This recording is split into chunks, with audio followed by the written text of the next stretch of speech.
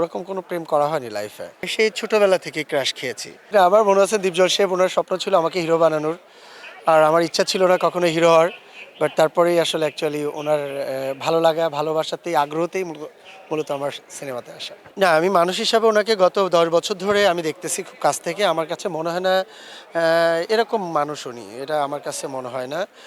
আর তারপরেও যদি কিছু হয়েও থাকে, সেটা আমার মনে হয় ফ্যামিলিগতভাবে কেউ এক পক্ষ নিচ্ছে, কেউ আর এক পক্ষ নিচ্ছে, এটা সমাধান হয়ে যাবে আশা করতেছি। কিউব হোল্ডিংসের গল্পে সেই রেখাটি আঁকা হয়েছিল আজ থেকে 1 যুগ আগে। নকশাই আমাদের ভাষা। Cube holdings limited. বর্তমানে তো আমার তো শুটিং তো আপাতত অফ, আউটডোর শুটিং হয় না, নতুন প্রযোজকও নাই এরকম। তারপর আগের ছবিগুলো যে কাজগুলো ছিল সে কাজগুলো একটানা কাজ চলছে। এরপরে আমার কিছু শ্যুটের কাজ রেগুলার আছে।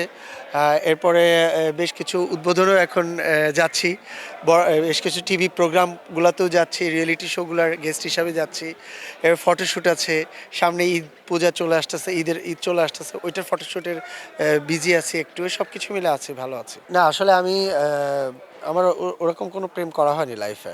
ভালো লাগা অনেক অনেক হয়েছে, ভালো লাগা ভালোবাসাটাও খুব কম হয়েছে, ভালো লাগাটা বেশি হয়েছে। কারণ আমি একটু বেশি আবেগী, যার জন্য ভালো লাগে অল্পতেই ভালো লেগে যেতে পারে। বাট ভালোবাসাটা এরকম একদমই হয়নি আর কি, কলেজ লাইফ থেকেই। ক্রাশ ক্রাশ কত খেয়েছে? ক্রাশ ক্রাশ খেয়েছি তো আমি সেই ছোটোবেলা থেকেই ক্রাশ খেয়েছি। আমি স্কুল না, আমার কলেজের টিচার আছে। এরপরে আমার সিনেমা দেখতাম, শাবনুর আপু, মৌসুমী আপু, চম্পা আপু, এরা আমার মারাত্মক লেভেলের, এদের উপর আমার ক্রাশ ছিল আর কি। না, ওরে জানতো না, আমি ভয়তে কখনো এগুলো প্রকাশ করিনি, এটা হয় না আসলে। এখন এখন যদি এখনকার জামানার ছেলে মেয়ে হতাম তাহলে হয়তো বলে ফেলতাম। এটা অবশ্যই অনেক মানে অনেক কষ্টের ব্যাপার। আমরা আর্টিস্ট, আর বাংলাদেশে বিনোদন থাকবে না এরকম কোনো দেশ আমার মনে হয় না আছে পৃথিবীতে। কারণ আপনারা জানেন সৌদি আরবের মতো জায়গায় এখন স্পোর্টস স্টার্ট হয়েছে, সিনেমা হল চলছে, রেগুলার শো, স্টেজ শো চলছে। তা আমরা কি তাদের থেকেও অনেক বেশি পবিত্র, তাদের থেকেও কি অনেক বেশি ইবাদত করি? আমার কাছে সেটা কথা। যদি করে না থাকি, তাহলে আমরা কেন মব সৃষ্টি করব? আমরা কেন একটা সুন্দর জিনিসটাকে নষ্ট করব?